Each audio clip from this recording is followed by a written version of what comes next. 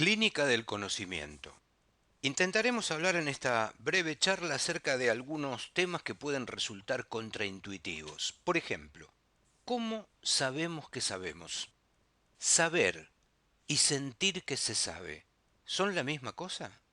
Vamos a analizar de qué manera saber requiere de señales que nos informen en nuestra conciencia que efectivamente sabemos. Vamos a ver las diferencias entre saber y sentir que sabemos, y a postular finalmente que son dos fenómenos completamente diferentes. Decía Carl Sagan, yo no quiero creer, quiero saber. De lo que hablaremos en esta charla es, pero ¿cómo podemos saber que sabemos sin creer que sabemos? La sensación de conocimiento se siente como conocimiento, pero es una emoción.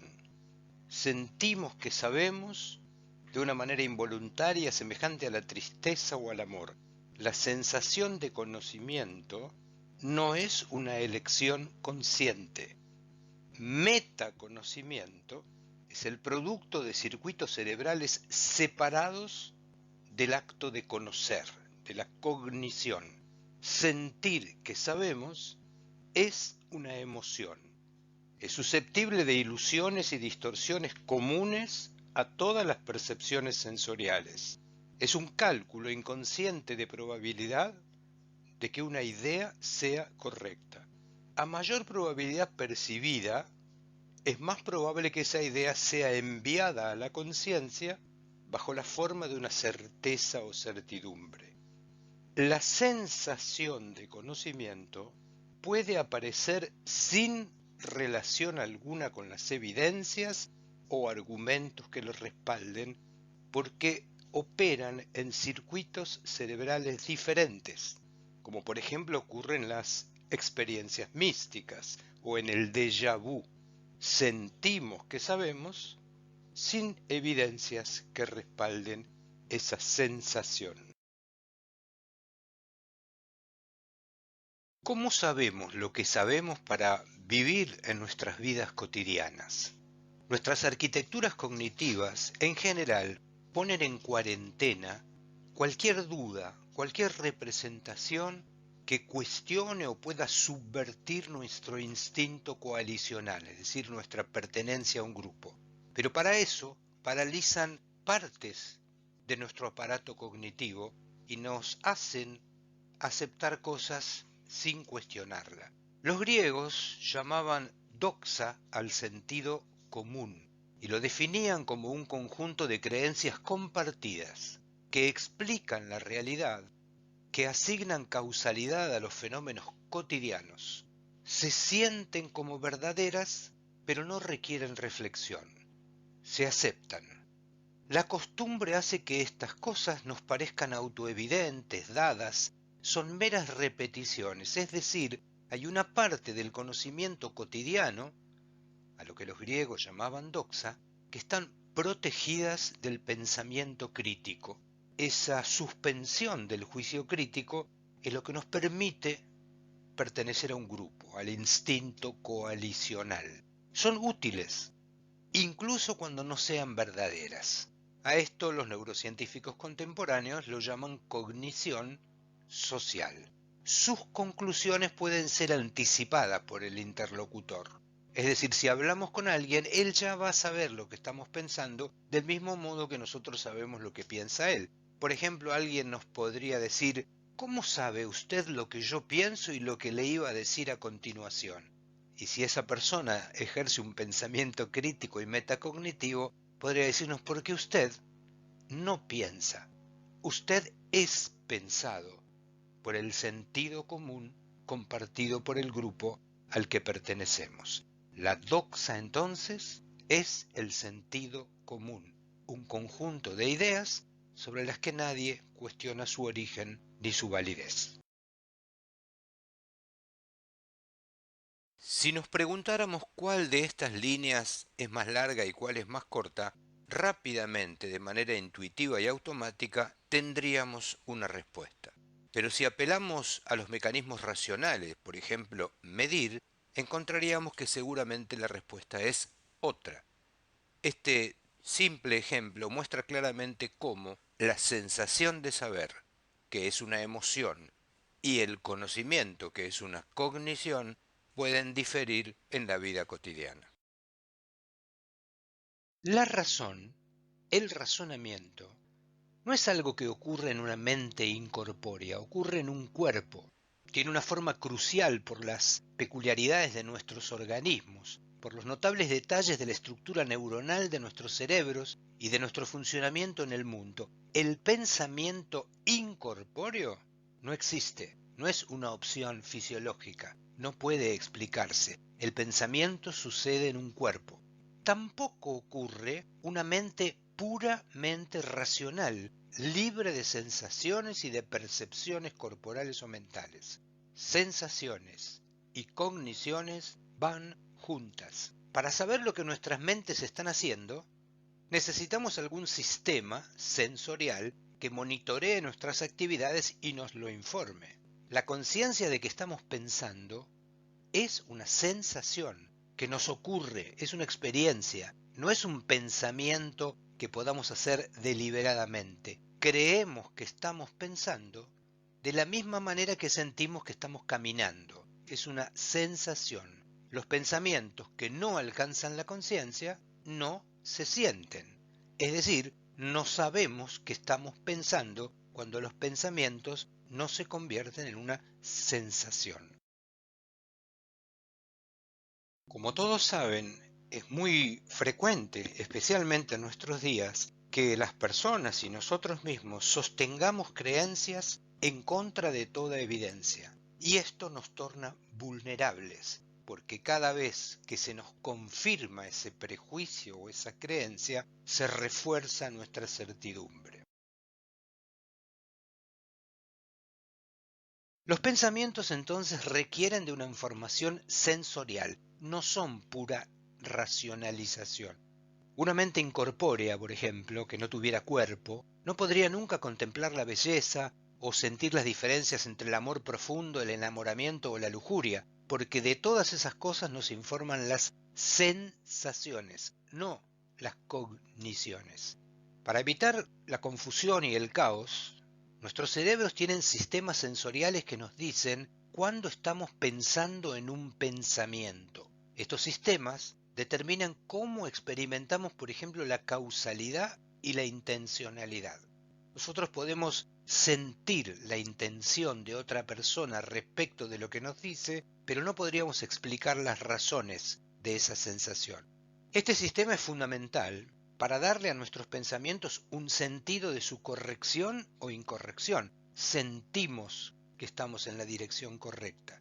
Sin la sensación, un pensamiento no valdría la pena en la mente sobre la que está impreso. La evidencia sobre esto es abrumadora. Conocemos la naturaleza y la calidad de nuestros pensamientos a través de nuestros sentimientos, no de la razón. Los sentimientos como la certeza, la convicción, la corrección o incorrección, la claridad o la fe, surgen todos de sistemas sensoriales mentales involuntarios, que son componentes integrales e inseparables de los pensamientos, es decir, la sensación de certeza, la convicción, la sensación de estar en lo correcto o en lo incorrecto, califican a nuestros pensamientos. Son sensaciones que califican a nuestras cogniciones.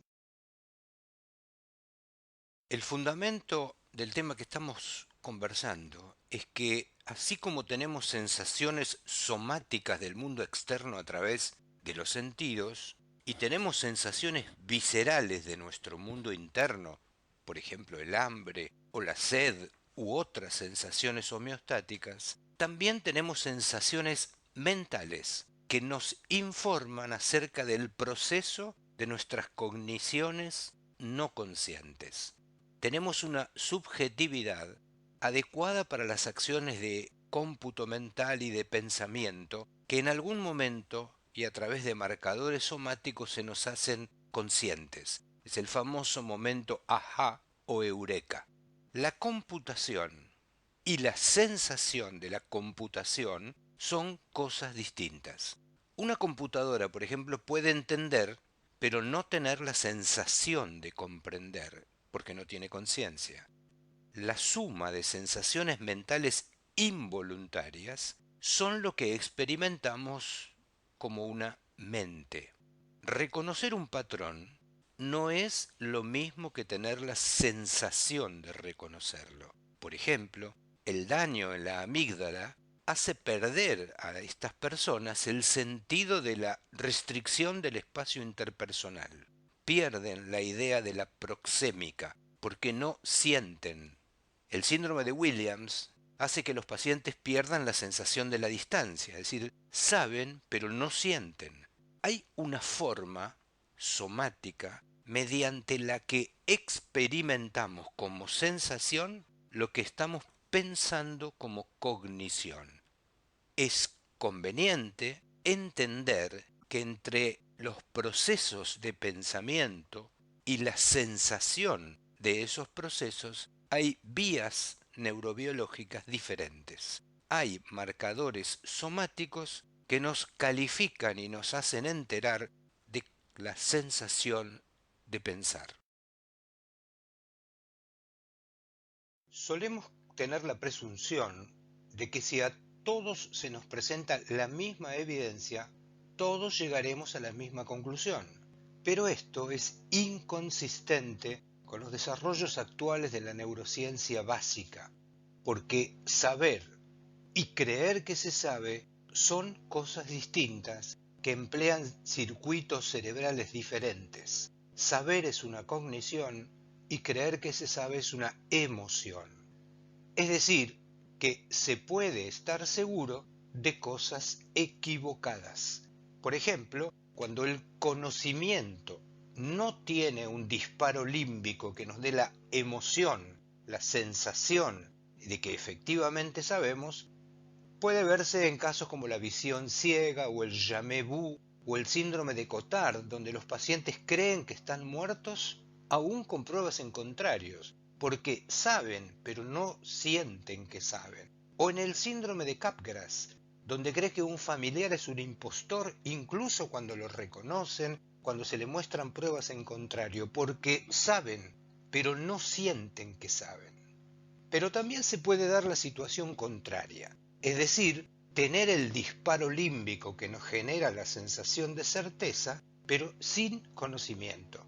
El ejemplo clásico es el déjà vu, donde encontramos familiaridad con un lugar o un suceso disociada de la memoria. O el presque vu, casi visto, es decir, tener una palabra en la punta de la lengua. Sentimos que la sabemos, pero no la sabemos. O por ejemplo, el caso más paradigmático es el miembro fantasma, donde una persona sabe que no tiene ese miembro, pero siente que lo tiene. Es decir, el disparo límbico emocional existe, pero la cognición no coincide con él. Entonces, el problema no es escuchar voces en nuestras cabezas, cosa que a todos nos puede ocurrir.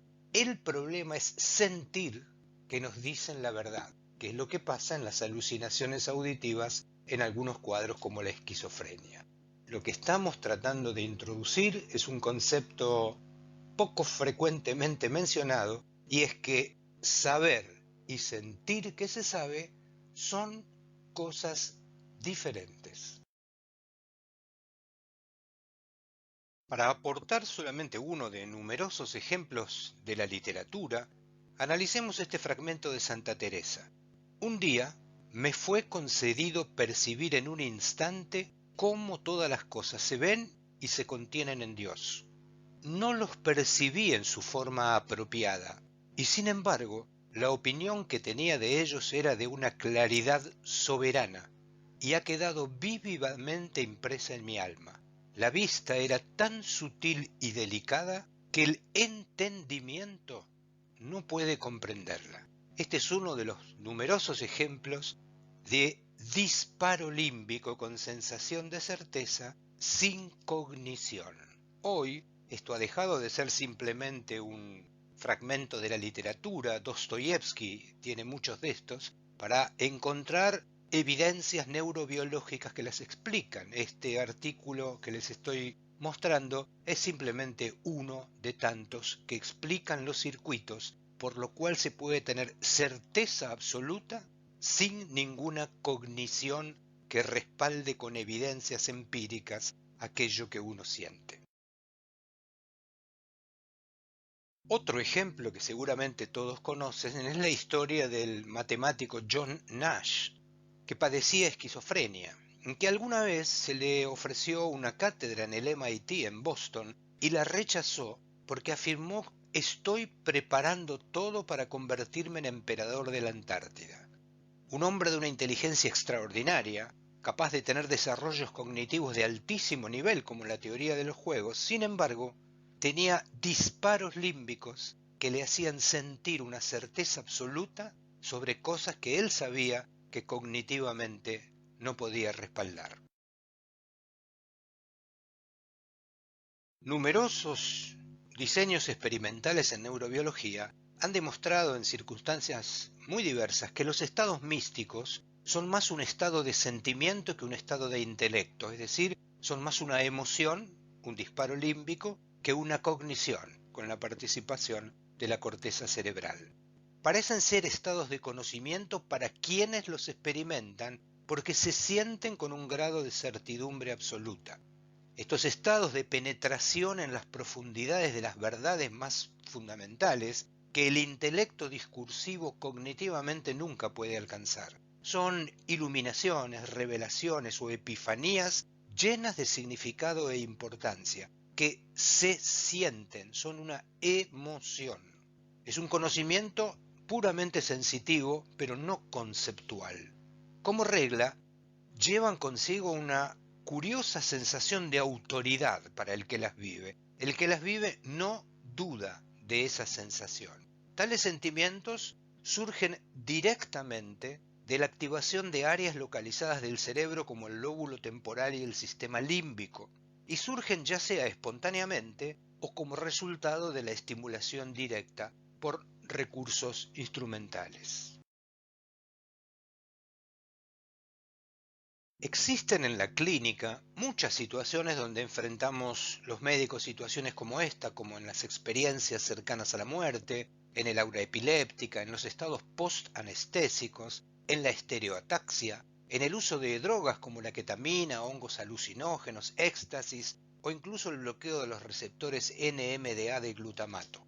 Es decir, son representaciones sensoriales que se caracterizan por tener un altísimo grado de convicción, de certeza, de seguridad de los estados internos de la mente. Esa es la sensación de saber, no la cognición del conocimiento.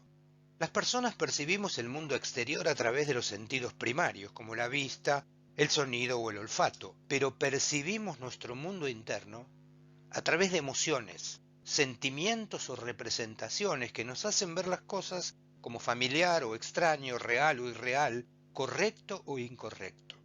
Saber es una cognición, sentir que se sabe es una emoción.